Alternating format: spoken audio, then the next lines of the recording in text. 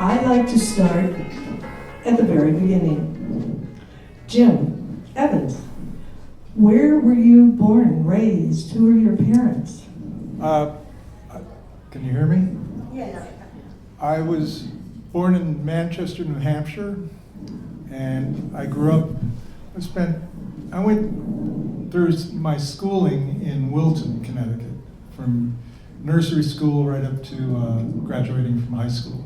But your parents were in New Hampshire? We originally were in New Hampshire, Okay. but we have a summer place up there, and we had a winter place in Wilton. My family had a boys' summer camp up in New Hampshire. What are your parents' names? Monroe and Virginia Evans. Ron, what about you? Yes. Where were you born and raised? And I was who are born your parents? in Laramie, Wyoming. Can you talk a little bit louder? I was born in Laramie, Wyoming. And let's see, grew up, well, I lived there, I lived in Casper, Wyoming until I was 14. My family moved to Wilton, where Jim and I met. Oh. Eighth And- grade. 8th grade, correct. And it was all downhill from there. Well, we met in 8th grade. We were, best friends in high school. We were both out west our first year in college. Me at the University of Wyoming in Laramie, and Jim was at Colorado Alpine College, Alpine. Steamboat Springs. Yeah. And so we got together out there a couple times, but then we both transferred back to the University of New Hampshire. And that's where the trouble began. You could say No, actually, it started in the 8th grade. So, yeah. Were you the bad boys of Wilton High School? Our class was pretty famous. We were never arrested. We were famous for antics. But, So you were no stranger to trouble. our parents would say that was correct. It seemed pretty normal to us. Yeah. So But, how did you guys end up at the University of New Hampshire? We both wanted to transfer from our schools out west, and we ended up with the same idea. And we both transferred. We were both accepted. It wasn't really a plan, I don't believe. I mean, we just ended up there together. Right. So we became roommates. We were roommates in college, and how we came to be there. My parents had legacy there. Okay. That's why I Right, ended you up had there. roots. And well, this really is a story about friendship. Ron and I have known each other since the 8th grade, Right, so yeah, and we were absolutely. close friends all the way through high school, and we kept in touch in college. And he wanted to transfer back. I assume that the reason you picked UNH was because I was going to be there too. Probably. I don't remember that long ago. Yeah, that was a long time ago. I mean, we're getting far afield from Cuba. Yes, we Yeah, But- no, but what I want to know is that you guys have pretty much got a landlocked history, and yet you ended up with a sailboat in Kingston, Jamaica. So Montego can you fill us in on how Well, how you got that's a down to long Kingston? that's a long story in and of itself. But I was part of a crew on a boat that we started from Jamestown, Rhode Island.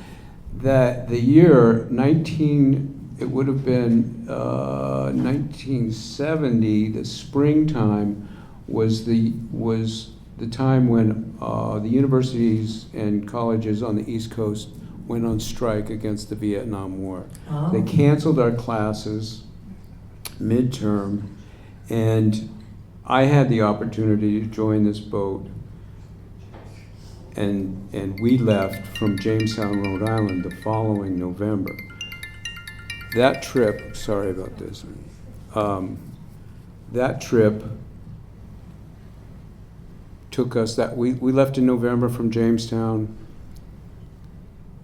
We were back down, we were in Jamaica and we went all down the coast. We were in a hurricane, we were dismasted. Like I said, it's a whole other story. Jim wasn't on the boat at the time, and we got the boat ended up getting the boat down to Jamaica. We were in Montego Bay. And 2 of the crew members had left prior to leaving Florida. They were freaked out because we were in this hurricane, and like I said, we were 5 days out at sea, and they didn't want to be on the boat anymore, so they split.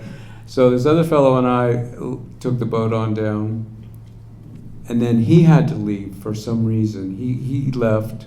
I can't remember. He had something he had to do back in the States. So I was alone in Jamaica with the boat, and I got a call. This is hilarious. I knew Jim had a break between classes and finals that year. Midterms. Was it midterm? Yeah. No. Yeah. Was it? Mm-hmm. Okay, so he had a study break or something. So I called and said, I'm thinking, who do I know? Jim has sailing experience. He had various different things.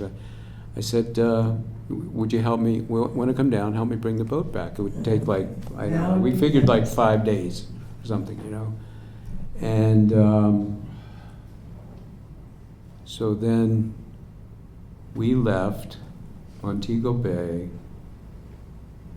about April 28th, 27th, 28th. And we were heading to Florida. The Gulf Stream flows west below Cuba. Yes. And then it goes around and goes through the Straits of Florida and then up the coast. This was before GPS. There were we didn't have GPS or anything. The only thing we had for a navigation aid was a radio direction finder, which is something you can pick up stations that are maintained. It's like Morse code, and this thing has a compass, and you can tell where it's coming from. So you can get a course line, or you can get one line. In order to know where you are on that line, you have to cross-reference from another station someplace. We only had one station that we were receiving, and that was from Jamaica. So we knew we were on this course line. Cuba maintained no navigational aids. This was after the Bay of Pigs. Yeah, like they we were turned off all light systems. 10 years after the Bay of Pigs. Right, well. 9, something. I mean, it was pretty close. They were still freaked out about, well, no, I don't know if they were freaked out. They had the Cubans. The Cuban government always felt a threat from the United States. I mean, there were many attempts, plots to invade, whatever. So anyway, they maintained no navigational aids. We got into the Gulf Stream, and so our boat, we were making much better time west than we were figuring, our dead reckoning. We thought we would come on sights of land the following day.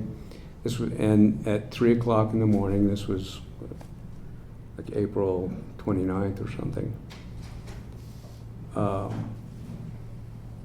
I think you were sleeping. I was. And I'm out there at night, just watching the stars.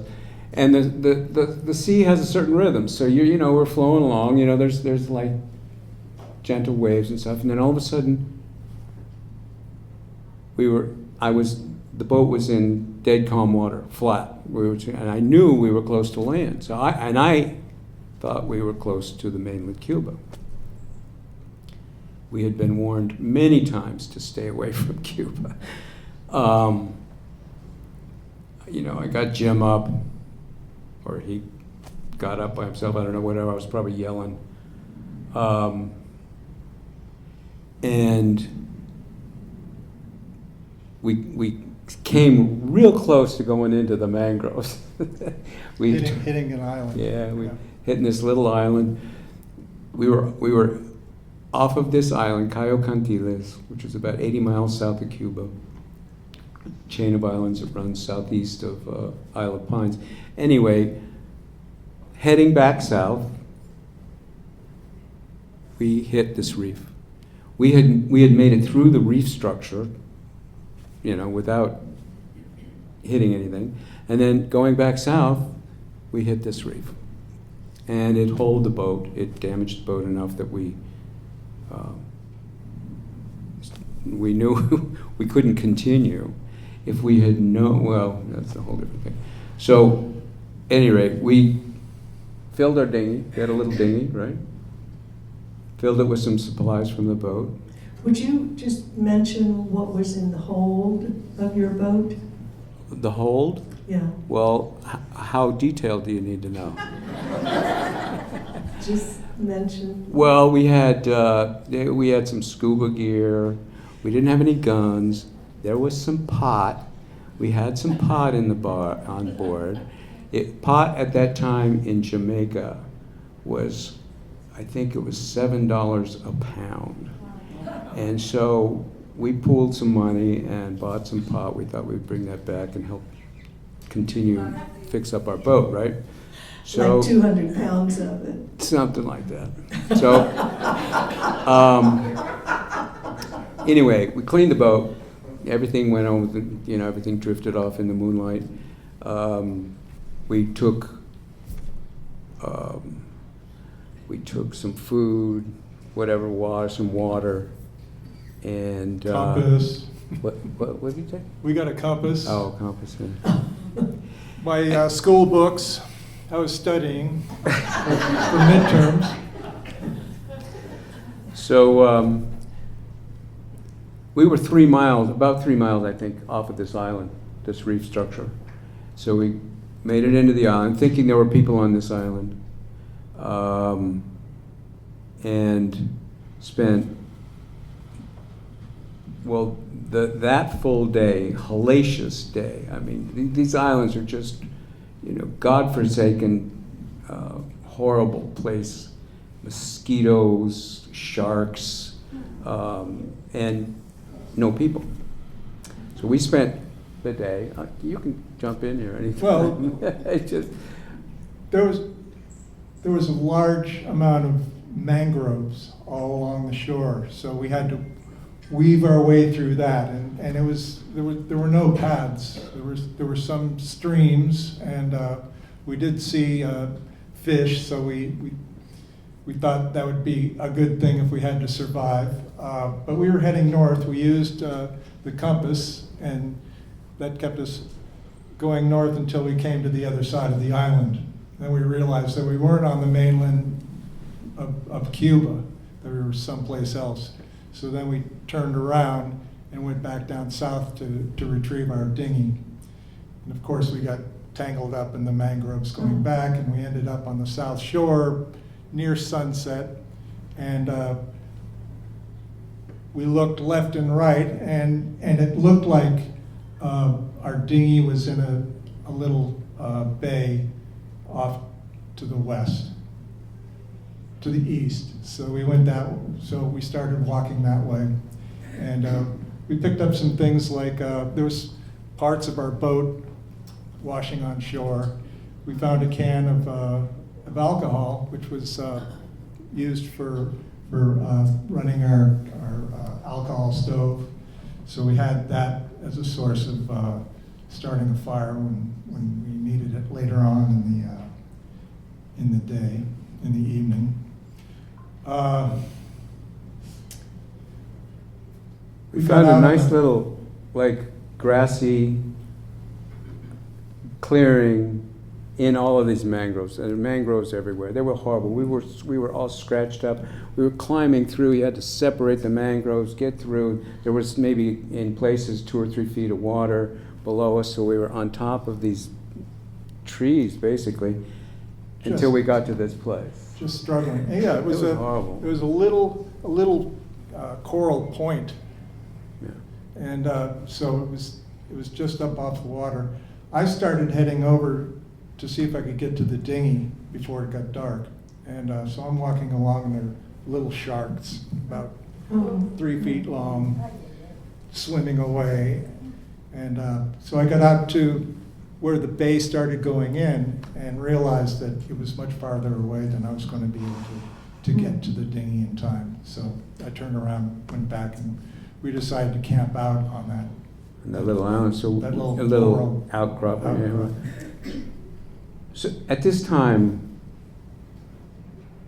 I had been awake for close to 3 days. I mean, without any assistance. So I was tired. I know Jimmy was too. We were both beat. We go to make a fire. I reached down in the grass, and my arms were black, and I thought it was dirt from the bamboo and stuff I was collecting, and I looked, and it was solid mosquitoes. And so we spent that whole night, again, did not sleep. We were just battling the mosquito. We spent the night in the water, actually. That was the way we got away from the mosquitoes. We built this fire, create some smoke, stayed in the smoke. That didn't really, that may have lessened them slightly, but in order to get away from them, we were actually in the water. We just I remember my head was up out of the water, but in the morning, my lips were swollen, my eyes were swollen. This was all from mosquitoes. Anyway. We found out later on that the Cubans used to keep cattle out there, and they would take them off in the spring to avoid the mosquitoes. Yeah, mosquitoes would kill the cattle, actually.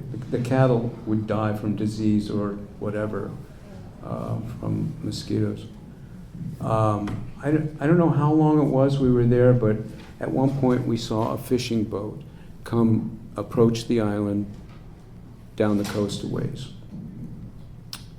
So we decided we'd make our way down, and I don't know, it took us, I don't even know how long, maybe an hour or more to get down to this bay where this Cuban fishing boat was anchored, and they were there to get supplies for their cooking stoves. This was a boat that would go out for a couple of weeks at a time. I think it was a lobster boat, right? It was a lobster fishing boat. And so here we are. By this time, it's like 72 hours. I hadn't slept. And we're looking out there, and Jim's like, I don't think I can swim out there. So I said, well, I'll try. So I'll do it. So I just did this leisurely side crawl out to this boat, and it probably took me, 20 minutes or half an hour. I get up to the side of the boat, and there's this guy with a harpoon standing there. And he was the only one on the boat. And at first I was thinking he was threatening me, but he fairly quickly threw me up a line and helped me get on board the boat. The side of the boat was probably 5-6 feet out of the water. Pulled me up, and then he was all excited, and he's going, he said, come here and look, and he's pointing where the anchor line went into the water, and there was about a 10-foot shark doing this around the thing. And he said, he was in his sign language, because I couldn't really understand Spanish at the time, explained that shark had been following me. Had I known, it would have taken me probably 5 minutes rather than 20 minutes.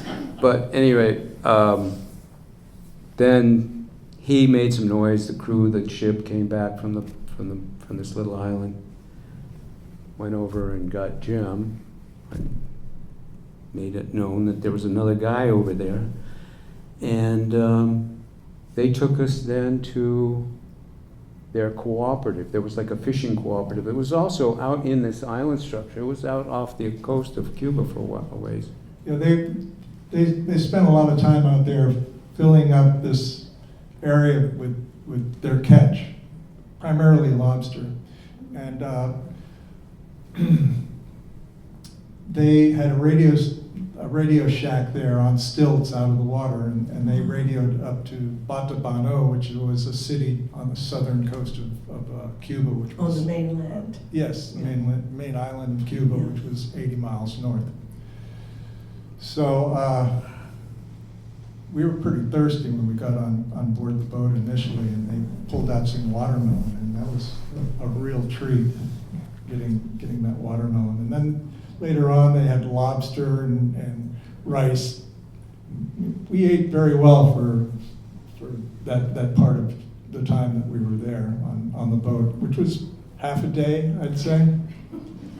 That day, the rest of the day, Yeah, the rest of and that then day. that night we were in the fishing cooperative, right? Well, then he left because we motored We- to the mainland, and that took all night, right? Basically. What, to Batabano? Yeah, to Batabano. That's when the Coast Guard showed up. Now, I have a question. Picked us up. At this point, you are on a Cuban fishing boat.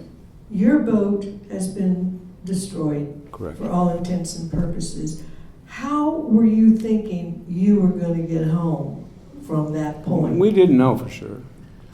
I was thinking I was gonna get a flight out of We were gonna get a Havana flight, to yeah. Miami. You were just going to get a flight out of Havana. You know, that's it, you know, so, okay, so the Cuban Coast Guard picked us up, took us to this little fishing village, and there was a military base there. We spent that day at the military base. That was May. Was that May 1st? 1st. That was May 1st, yeah, we hit So that Cuba was- on May 1st. That's a celebration, the workers' That's the holiday. big, Yeah, you it's know, International Workers' Day. International Workers' Day, right? And so we were there. There weren't a lot of military people there, but we were there and we met. You know, everybody was very friendly. They did ask us what had happened, and they wrote it up. And Somebody asked us, took a statement. Yeah, right. They asked us to sign this statement written in Spanish, and of course, we weren't going to sign anything Yeah, we at just- that point. We didn't know what it said, so we didn't sign. But at some point, probably we'd been there for probably 6 hours or more. Those guys showed up from Havana, right? They drove us up. We hopped in an old Chevy, and they drove us up to Havana. Well, We- at what point did we get into those Alpha? Microphone. I'm sorry. At some point, we got into. there was a naval station in Havana, and then they picked us up there. I remember those too. So they took us. There were two military guys, 2 cars. 2 cars. Did they separate us? Yeah. That was the last time I saw them for 5 weeks. Oh, wow. So they took us each to this G2 prison in Havana. G2 was their intelligence division. It's actually the intelligence division in the United States Marines too, or military as well. But anyway, G2 brought me in. I mean, we were both separated at that point. Gave me a uniform, stripped me, gave me some clothing, and took me to this cell. The cell was about, if I remember correctly, it was about 6 feet wide and about 9 feet long, and had a bunk bed that flopped down from the side of on chains or something, from the wall. And I had the same thing. there, But you were in separate cells. we were separate, yeah, different cells. Solitary. We were in solitary It was- for 5 weeks. I think 5 weeks we were there. I was there, and we were both there, obviously. During that time, they took me out. Not more than 3. I think 3 times was all in the 5 weeks to interrogate me. I think they took you out more, but at any rate, 5. okay. When they interrogated you, it was in Spanish, right? No, it was in English. It was in English. There was an What English-speaking- kind of questions did they ask you when they interrogated you? About what? What's your name?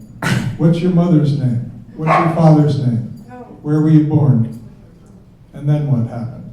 And then what happened? And then what happened? They wanted to know our life They wanted story. everything. But I think we probably had the same guy who was interrogating us both because they were comparing our stories. I realized at some point during this process that if I asked this guy questions about the Cuban Revolution, I mean, I had read something up to that point. I knew who Che Guevara was and stuff like that. So I would ask him a question, and he would spend the rest of the session telling me about the Cuban Revolution. Wouldn't ask me anything. So literally, my interrogation thing, I mean, he wanted to know what was on the boat, so I had to list everything I could think of But on the you boat. didn't say anything about the marijuana, did you? No, I did not. No. We had kind of said, we're not going to mention the marijuana, but so the thing is, they were accusing him of being a spy. They were telling him they shot spies. They were, and this is one of those serendipitous things. I still remember today the dreams that I had in that cell. But at one point, Jimmy was face to face with me. He says, "You got to tell these guys the truth. You got to tell these guys the truth." And so I realized that we were going to divulge the entire story for some reason. So they did ask me about pot. He said, "Why didn't you save some?" So we knew you had pot on the board. And I said, we thought we would get rid of it all. So again, and then after about 5 weeks, they put us together. Right. That was for a couple of days. In like a bigger cell. There was a nicer bed and shower and stuff. And then, but they still didn't tell us anything about the disposition of our being there. We didn't know. I kept asking them, "Have you notified our parents stateside?" And they wouldn't answer. Did you get 3 meals? Never got 3 meals there. But we got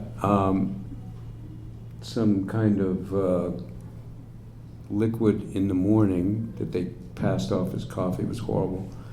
And sometimes a roll that was just about as hard as this table. And that would be breakfast. Then, would we get lunch and dinner? I think so, right? Yes. And I remember rice with a chicken foot in it, whole claw and everything. I remember that was on. We got some very strange food there while we were there, not just in the G2 prison, but.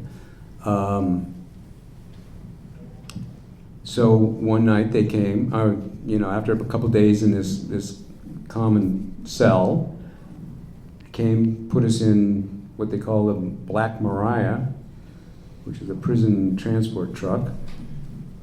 It looks like one of those armored vehicles that carries money from bank to bank. Yeah. There's cages inside. Yeah. This was at night. They had made us sign a confession before we left G2. So in the I see. meantime, your parents have no idea where you are. Correct. Nobody knows where you are. Nobody. So that night they took us to this prison called El Príncipe, which is in the middle of Havana. These are 18th century Spanish castles. This one was, and later we were also in another one. But we walked in. It was at night. It was a beautiful Cuban night, stars, warm. Walking into this street that we had come to, and it was also secured by a gate at the end of the street, and you could see through these galleries, a couple of them, and you could see palm trees, and it was like, wow, this place isn't so bad. This is kind of cool. until the morning came. And we didn't have, at that point, we just had to fend for ourselves. We ended up sleeping on a bench or something. And then the morning came, and it was like, holy crap, where did we land? There were about 1,000, I mean, somewhere around 1,000 political prisoners in this section. They got out in the morning. They let them out of these galleries, and the galleries in the Principe were of different size and proportion. There were some smaller ones, there were some bigger ones, there were some big rooms, bigger than this room, and then there'd be like a little tunnel opening on one end of the wall, and you walk through, and there'd be another big room, you know? And Bunks were three-tiered. three-tiered bunk beds, just this mass of humanity. And they all wanted to meet us because we were the Americans that had just arrived. Were you the only Americans? No. No, there were others there. At that point, there were maybe 4 or Russ. 5. Well, Russ and Russ. Steve and that John Miller, Yeah, and John. I think that was it. that might have been it. Yeah. Were they spies? Were they spies? Uh-huh. No, John, who knows I don't what John think so. Miller? I don't think so. I mean, yeah, John Miller. We don't really know. He didn't say He- much. He was he from New disappeared. Orleans. He Yeah. did disappear early on too. The other two had a similar situation. Russ Lease had hired this Steve Ruth to fly him out of the United States without going through, Customs. visa, all that stuff. So, to Jamaica, he had some sort of a vending machine deal he had going on. He supposedly had mafia ties. He claimed that. You never could tell. Anyway, so they took off from Florida, and the plane ran out of gas. And it was told to us that they had a reserve tank of gas, and it was on reserve when they took off. And you can't turn it back to the main tanks in flight. So they landed on a beach in Cuba, and they got caught. Right, the tanks in the wings were lower, and if you use the reserve first, you can't draw anything out of the tanks on the wings. Yeah, so. Anyway, they got the same. They ended up with the same sentence we had, or not sentence, but same. Illegal entry. Yeah, illegal entry to the country. So during that period of time, I mean, we were interviewed for the first time by a government guy. We still had no definition to our situation. We were interviewed by this guy. We had an interpreter, Pujol, Edmundo Pujol, came out with us, and he was translating for us. And it was brief. They wanted to, they had all our statements. I said, this is our statement, whatever, yeah, do you stand by it? Yeah, the whatever. And then later, we went back into the general population. Our friend, who had the guy who had become our friend, Dr. Pujol, he was the translator. Yeah, he was translating for us. He said the guy had told him that it was a very difficult case, but he had orders to try us and convict us, or to sentence us, basically. And what was the charge? Illegal entry to the country. It wasn't, And- you were spying. Endangering the security and integrity of the Cuban state. Oh, That was the full sentence. They tacked that on to all the political prisoners. You must have felt terribly. So, important. yeah, Yes. it's like, So sad. Alice's Restaurant. The final thing, the real thing is like endangering the security of the Cuban state. Anyway, we were there in El Principe for maybe 4 months, 5 months? Yeah, till the hurricane. oh yeah, there was a hurricane, did some damage to the prison. They shipped everybody over to this other prison right on the entrance of Havana Harbor there, called La Cabaña. The prison was La Cabaña. It was La Fortaleza de San El Moro, right? No, El Moro was on the entry, and then La Cabaña was built. Microphone, Jim. Oh, I'm sorry. I'm pointing with this. El Moro was on the entry to the harbor, and then La Cabaña was built later on, and it was farther in. La Cabaña was the second largest castle built by the Spaniards, and they never, no enemy ever fired upon it. It was never in any kind of battle or conflict. But it's huge. And it was finished in like 1760s or something. So it was an old place. This place was different than El Príncipe in that there was a big courtyard. We were along one wall. There were how many galleries? 9. 9 galleries. Each gallery would hold. It varied. The population varied anywhere from 60 to 100 people, perhaps, and they were 20, 25 feet wide and maybe 50 feet long. Yeah, more? No, probably more. 75 feet long. Rows of 3-tier bunk beds. 2-tier there. Oh, it was 2-tier? Yeah. Oh, yeah, that's right. Okay. There'd be a window or an opening at the end overlooking the moat, Yeah. but the walls were easily 6 feet thick.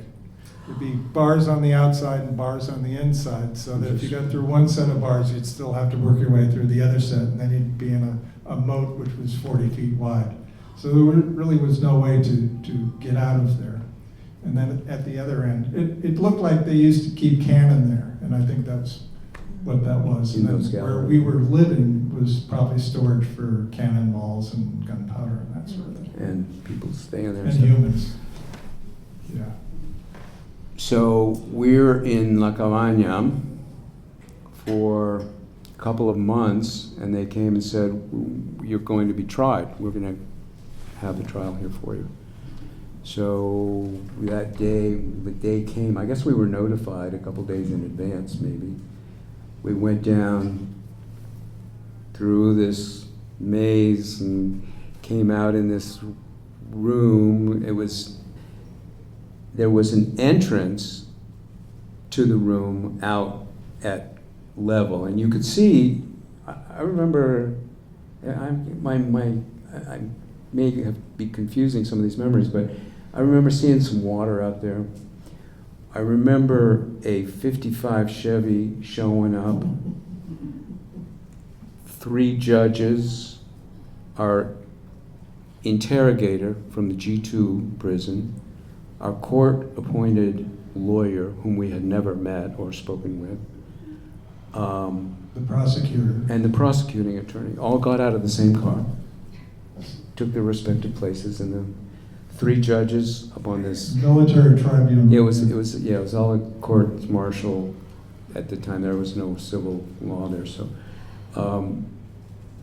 these 3 judges take their position up on the dais, and somebody put a bottle of wine on the thing, and our the prosecuting attorney got up and started talking, and we were made to stand, and he spoke for 3 hours maybe, and then they took a break, and he came back in, spoke for another couple hours, and he was talking about everything that Cuba had, every transgression by the United States against Cuba, going back to the... And this was all in Spanish. Yeah, wasn't There was a Yep. translator there. There was a translator, There yeah. was a representative from the Swiss embassy there that From the Swiss represented embassy. U.S. interests. I don't think we did Yes. have it. He must have been sitting in the back or something, because I don't remember seeing any Swiss people there. There was one old guy in the back. And But- he didn't What do it, else he didn't was- initiate anything, he was just observing and that was it. Yeah, okay. So then at one point, we were dismissed.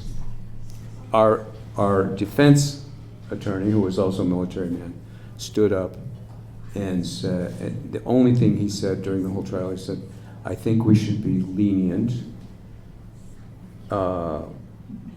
because they didn't do any violence or some crap.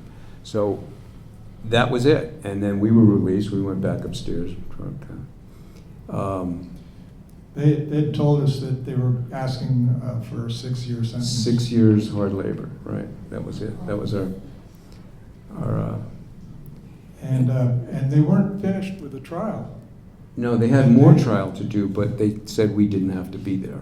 Yeah, they said, don't worry, we're not confused, we'll take care of it, We know what to You do. don't have to come back, Yeah, right. so. We're all good. We don't need you anymore.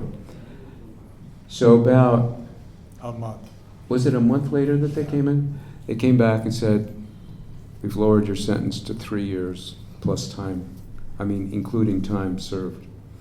So that was actually a big relief. We had some definition then. And And we had heard, we'd interacted with everybody that was in prison there, and we'd heard about the trials that they had gone through, and we thought we got off lucky with Oh. 3 years. in retrospect, after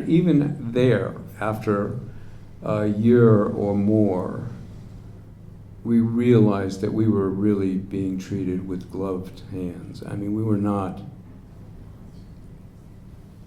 Day to day, we were treated just the same as all the Cuban political prisoners. But they would routinely, if they wanted to be tortured, they would be tortured.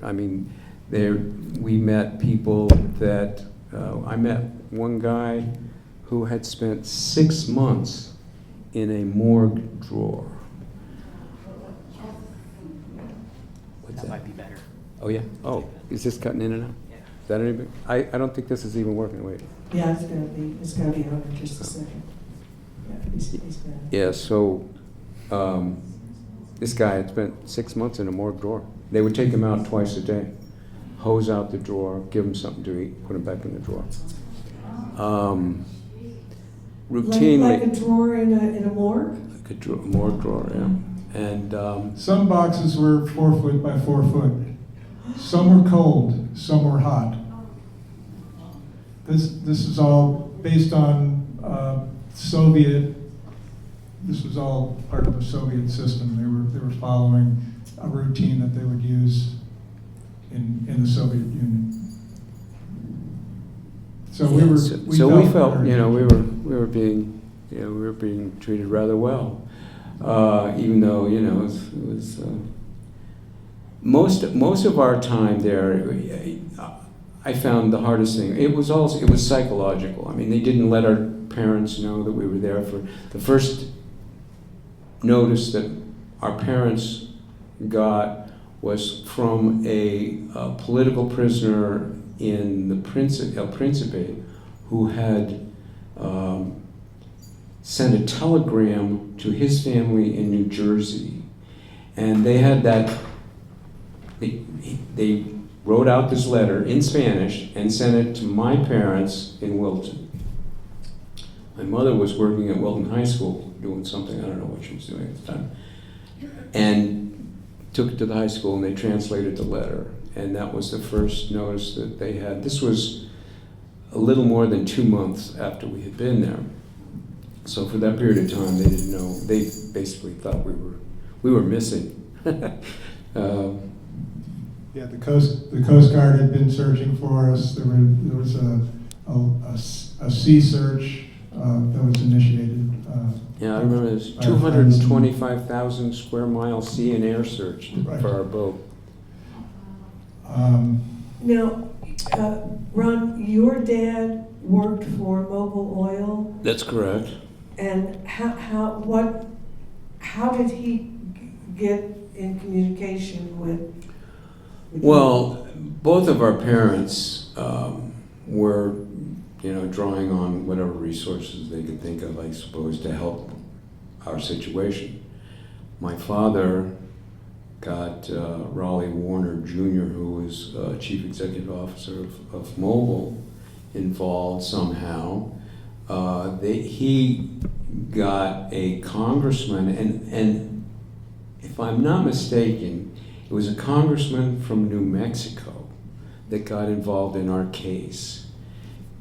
Jim's parents also had contacts. But mostly with, I can't remember the representative, but it was from New Hampshire. They were speaking, both my parents were communicating with different people, whoever they could think of. They were. I think that was prior to us being tried, and I think they finally got this message to either try us or let us go, because we'd had an accident at sea, and it's not. It's not a criminal act. Yeah, and so. We saw the Swiss Embassy finally in July or August in El Principe. And that was the first That's contact right. That's right. that we had with the embassy, and then they notified our parents officially that way. I think it was in late June or July. Anyway, it doesn't really matter. It doesn't really matter. Well, no, it does. But it was a does, while. because if I were your mother or your father or a friend Yeah, or they whatever, were. and you'd been missing for all that time. They aged a lot during that period of time. Yeah. It was tough. But, so where were we? We were at the Cabana. We were there for, one of the most amazing things that occupied my mind and my time were the people that we met there.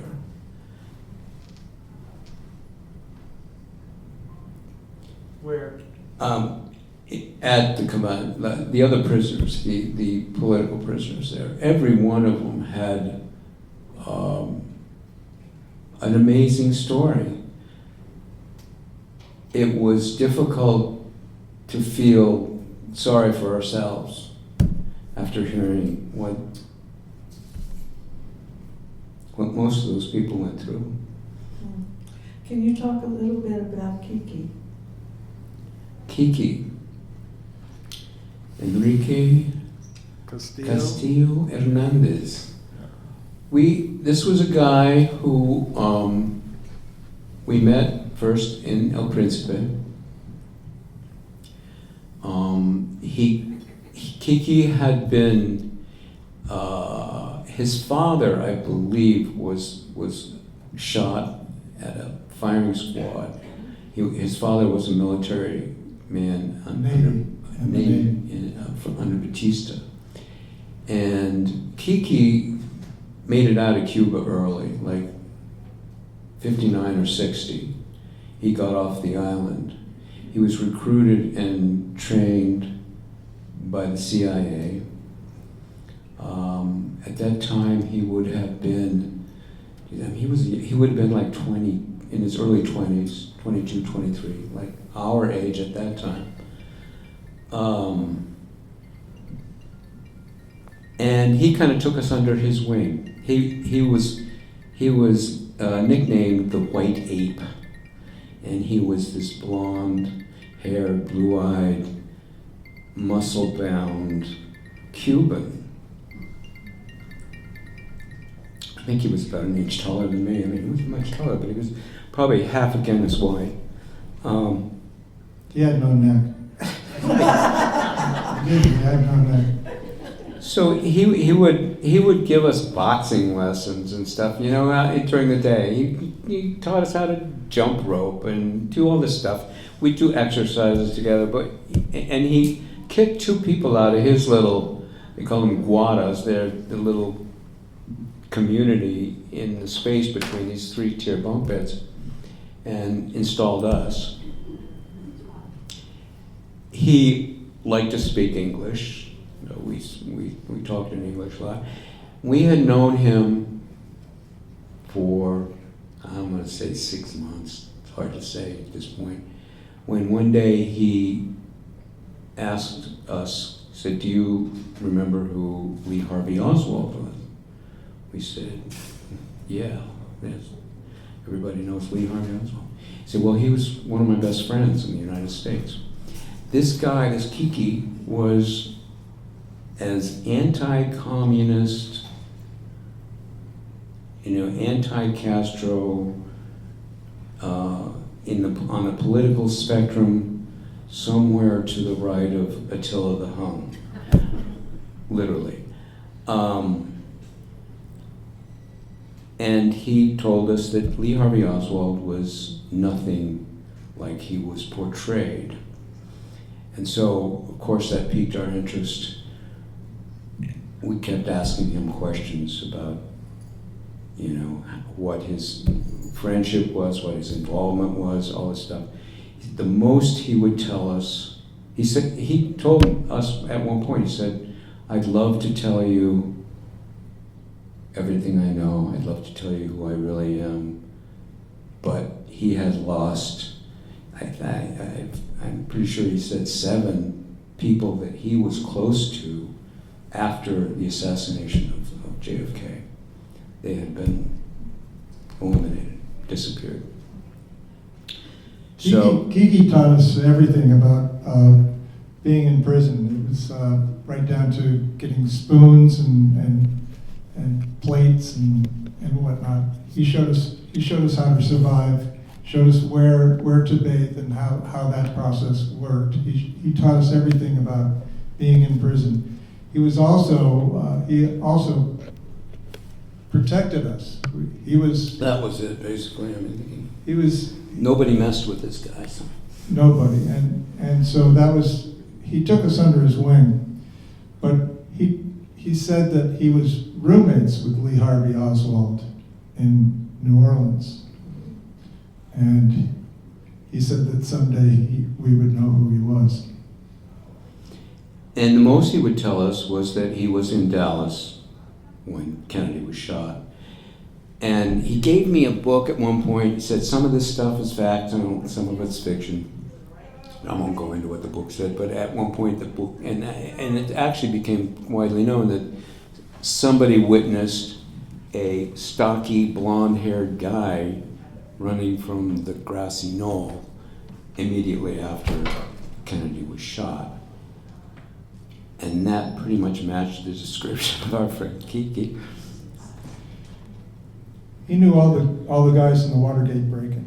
When Watergate happened, of course we were there. They were all in Cubans. prison there. He knew all those guys. He told us he knew Jack Ruby. So, this circle was small, or at least, there was a lot of elements that we were told happened separately, like this guy Jack Ruby was a friend of the Dallas police force, came in and just shot Oswald. Oswald was definitely set up, but that was kind of an interesting. There were a lot of other people though that were instrumental in the anti-Castro movement. Tony Cuesta, I had Another, but we should back up a little bit. Let me see if I can get this straight. There were a lot of Cubans that were really ticked off at Kennedy because Eisenhower had helped plan the Bay of Pigs invasion. And of course, as everybody knows, he had a lot of experience in that. And when Kennedy was elected, he found out that Eisenhower had planned to use the U.S. Air Force to back up the invasion. And not only would it be on the site where the invasion went on, but it would be other parts of Cuba, Havana, and other locations. and Kennedy balked at that, and Well, he pulled, they He were pulled- under the idea that the U.S. military was going to be right behind the Right. invasion force right, and and Kennedy stuff. he pulled that all back.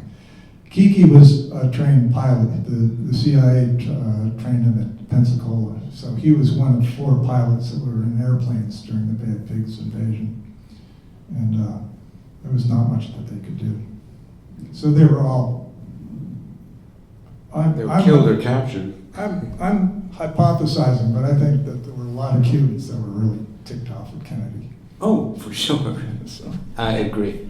Yeah. Well, I think that was why they were, because whoever planned and executed the assassination of JFK was not the Cubans, but they were co-opted into this scene because of their dislike and of what he had done after the Bay of Pigs. Getting back to when you were prisoners in prison, you mentioned to me at one point that you were given weekend passes. that was later on. We were reduced to minimum security by that time. We were the first Americans they put into their labor camps. We were the first foreign political prisoners at that point in time, because there were different phases of the penal, or the way they treated the prisoners. But during that period, we were the first foreigners that they put into their labor camps. They came to us one night. I remember at the La Cabana, and they said, if we put you in to work out in the country, would you do it? And I remember distinctly, part of our sentence was 3 years hard labor. So I didn't want to refuse.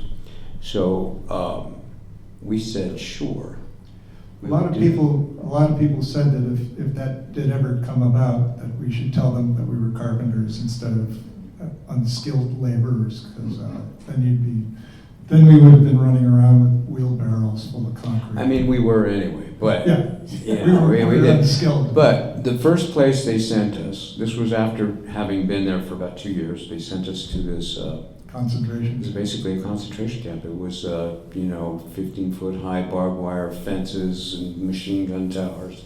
And this was a factory where they made these pre-stressed concrete pieces for the buildings they were building. We were building schools. They had this whole program to build schools out in the country, take the kids from out of their homes so they could educate them without their parents' influence.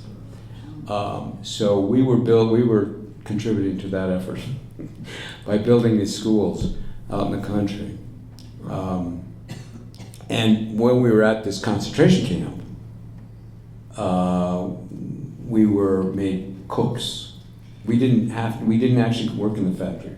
The day we arrived at the concentration camp, some people saw us on the bus or the vehicle and started running through. The Americans are coming! The Americans are coming!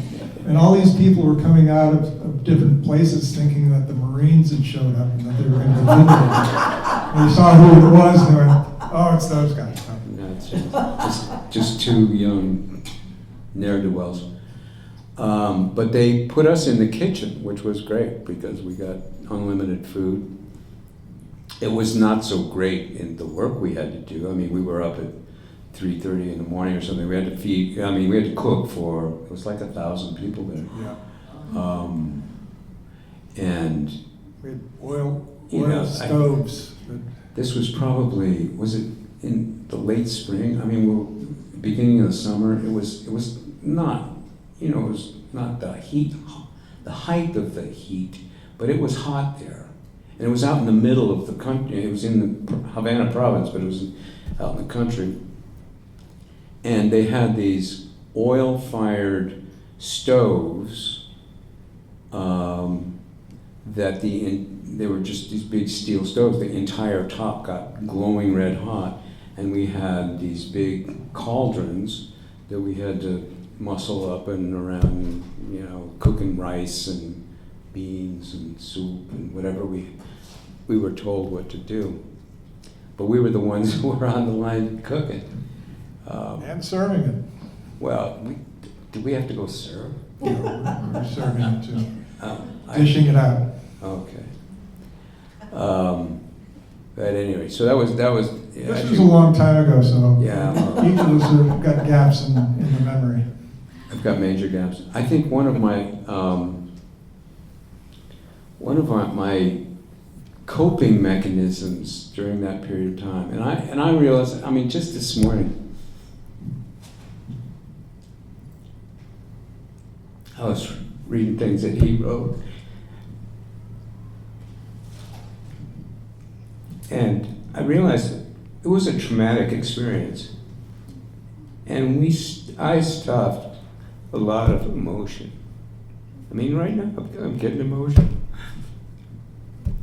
I don't know why, but that's I'm okay. But it was, so I stuffed a lot of stuff, and thank you.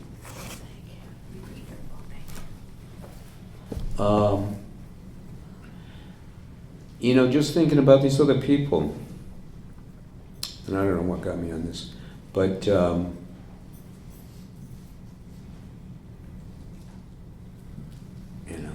it was not easy there. The mosquitoes out in the country were really bad too. They would. I remember I couldn't sleep there. How long were you in prison? How long were you there? How old or how How long? long? How long? 3 years. Basically 3 years.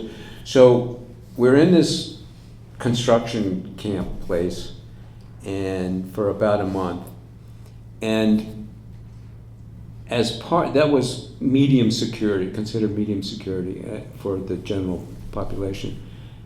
As part of that, everybody got a 3-day pass once a month to go home, visit their families, whatever. Minimum security got the 3-day pass. So one day we're, there, and they come up and say, you get a pass. You get to go out. We're like, where are we gonna go? This is part of the Cuban re-education system to re-indoctrinate people back into society, and just because we were foreigners, it was very unusual that we actually got to that minimum security level. Like I said, we were the first Americans, or first foreigners, basically, they put in that situation. So they didn't really have any other mechanism for dealing with us in that situation. So I remember at first going, well, there's no place for us to go, we'll just stay here. And the other people that we met, we knew, they were going, no, you gotta go out. You've been here for 2 years, been in prison. Go to Havana. Go to Havana, have a drink, try to meet a girl, do something. So we took a bus. I don't know exactly the details, but I remember. I can't remember who it was, but there was a fellow there, and he gave us the address of his wife. Yep. And where she worked, and he said that we could go out there and spend the night at her place. She worked at a job that was during the night. So he gave us the place of her where she was working, wrote a letter, and said, she'll let you sleep at the house. We got to Havana it was late. It was dark. It was And late. we're walking around. We don't know where we are, what we're doing, or anything. We found this place. Miraculous. It's hard to imagine now that, you could just punch it in and see and find out where you're going. Back then, you had to look at street signs. And I don't think we had a map either. No. No. You know, somehow we found this place. We found her, and then she took us to her place. She was very nice. She lived close. She wanted to make sure that we understood that we couldn't stay there we could spend the night, but we couldn't stay there. Yeah. She let us sleep there, but she said you have to be out by 8 in the morning or something, because that's when I come home. So we were very grateful, and we said, great. So then we left in the morning, and we made some phone calls. Went to Gaska, and then we went to the Swiss Embassy. We went to the Swiss Embassy. That was our destination. The Swiss Embassy was the old American embassy. There was like a 7-story building right on the Malecon there in Havana. And it's funny. I mean, Cuba is like a prison state, even on the street. There's no guards and fences around the embassies or anything like that. It was just there. We went up on the glass, and there were big glass doors. They were locked. We couldn't get in. We're banging on the door, and finally somebody came. This was a Saturday, right? It was on a Saturday, correct? Yeah, because we were left on, yeah. And finally somebody came. We were issued these passes, these prison passes that identified us, and we're like, it's us. We need to speak to somebody. They let us in. They're like, what are you doing here?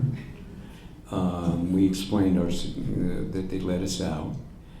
They took us upstairs. Now, in your writings, you said it was the ambassador that met us. He wasn't there, and they called him in. Well, I remember whomever met us, and some Yes. Swiss dignitary, some diplomatic guy. We went up to maybe the 3rd or 4th story, and we're sitting in his office, and he is trying to explain to us they can't just go out and rent a room for us.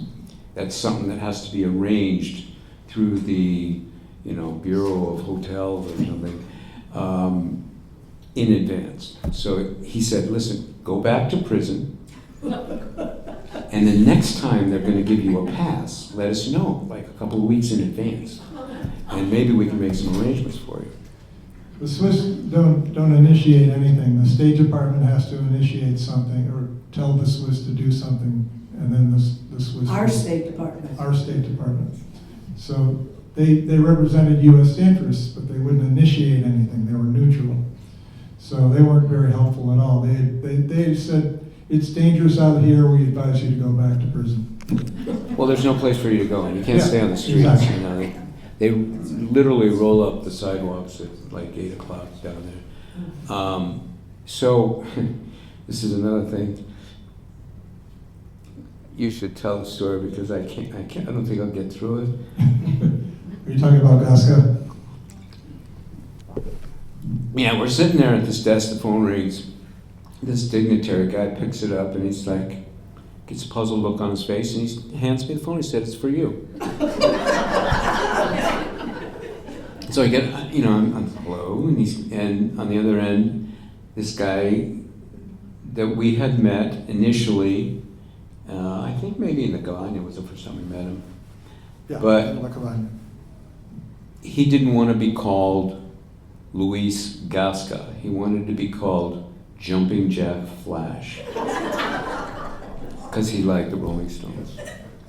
So he became known as Jack. So we called him Jack. So but on the other end he goes, this is Jumping Jack Flash. Do you remember who I am? I said, yeah.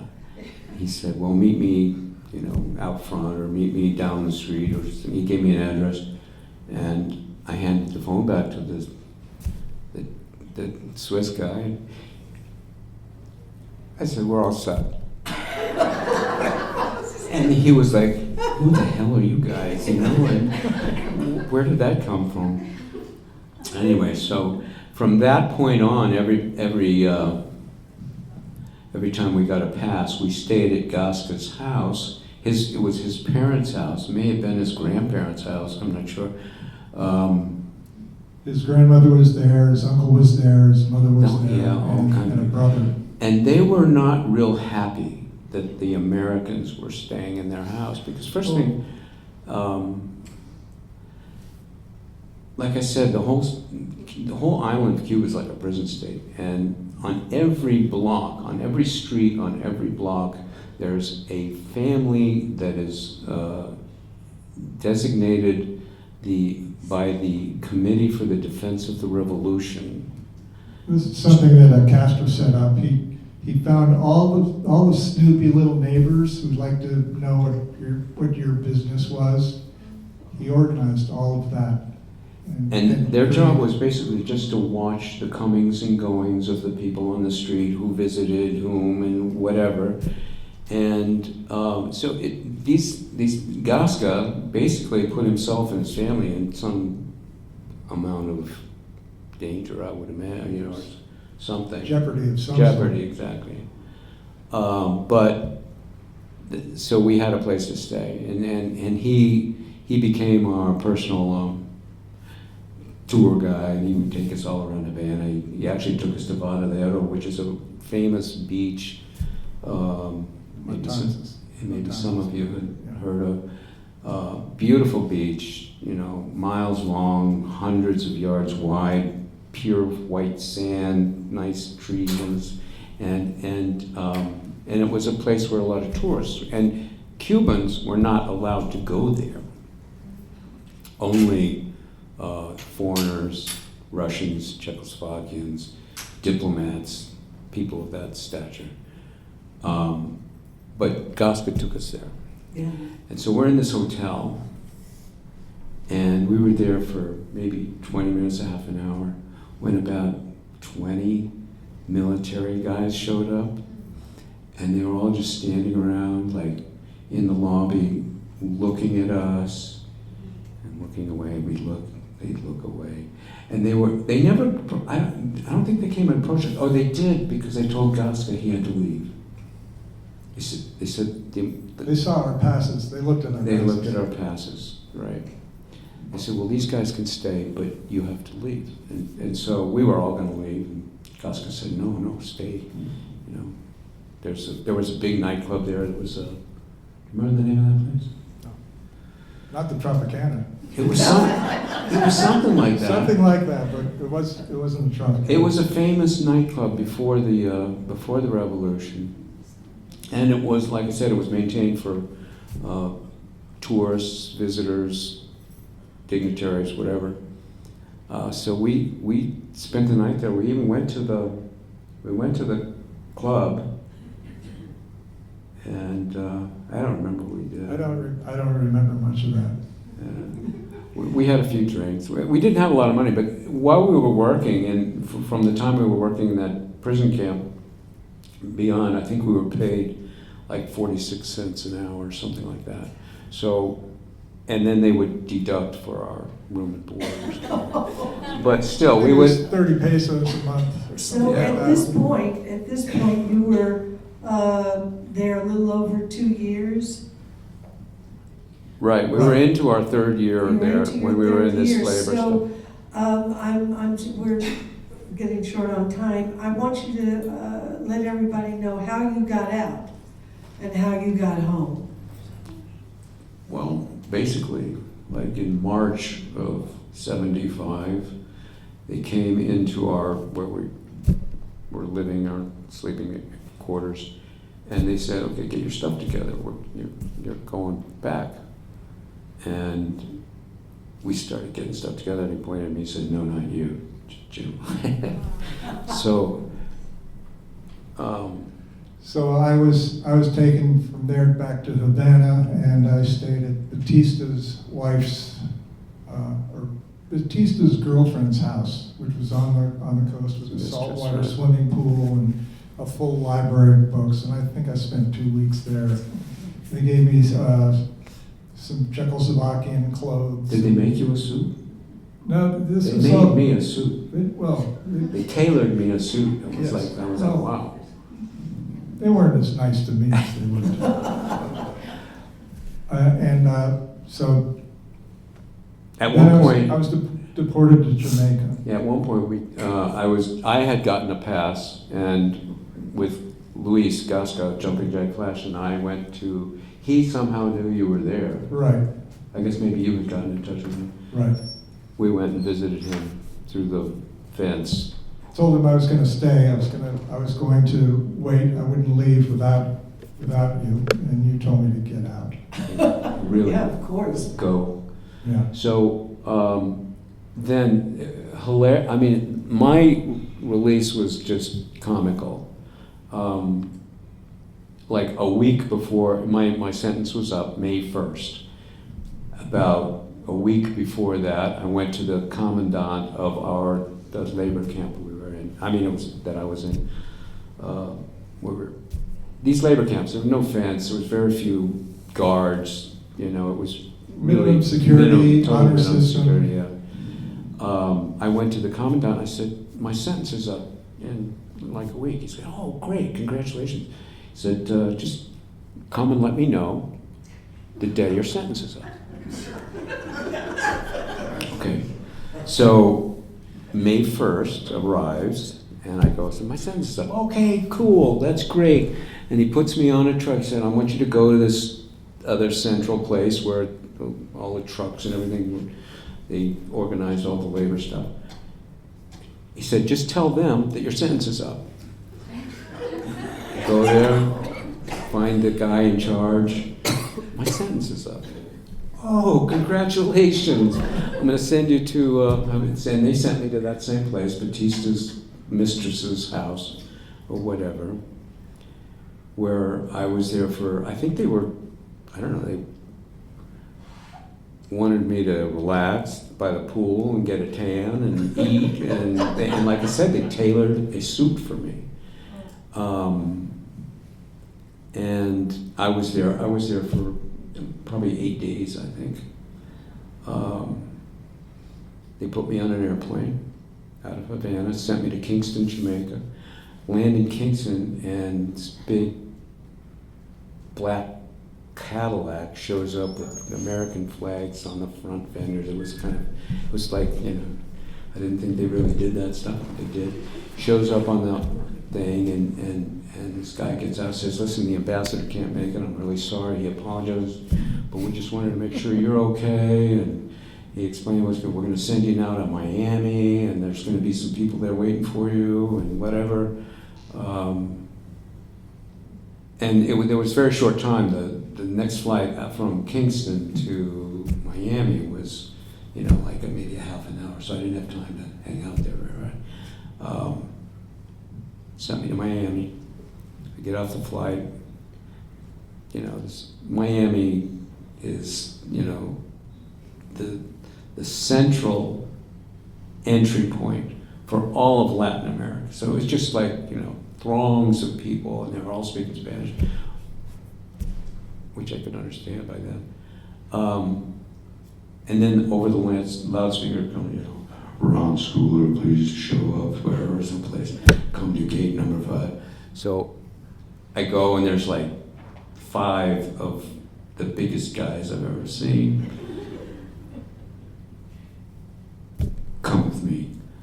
So we went in, and they interviewed us. They interviewed me. It was just me. They were mostly interested in any hijackers that we had perhaps been with. We had met at least a couple during the time we were there. Right? They were common prisoners. There was one that was with. Well, maybe it was. How did we? I remember having a conversation with him. Through the infirmary? Maybe. But yeah, anybody who ever hijacked an airplane to Cuba went right to prison. They were not like in some paradise down there. And a couple, or at least one, had made it back to the States, and without. These guys, I think, eventually identified themselves as FBI. The guys at the airport. That met me, yeah, that were interviewing me. But they had gotten through without the somebody knowing, and concerned that that might happen again. So anyway, then they flew me to New York. I remember getting off the plane in New York, and I'm walking along, there's just all these people like waiting for their family members or whomever. And I'm walking along, and finally I hear, "Ron?" And it was coming from behind me, like I walked by, I looked back, and I still didn't recognize my family.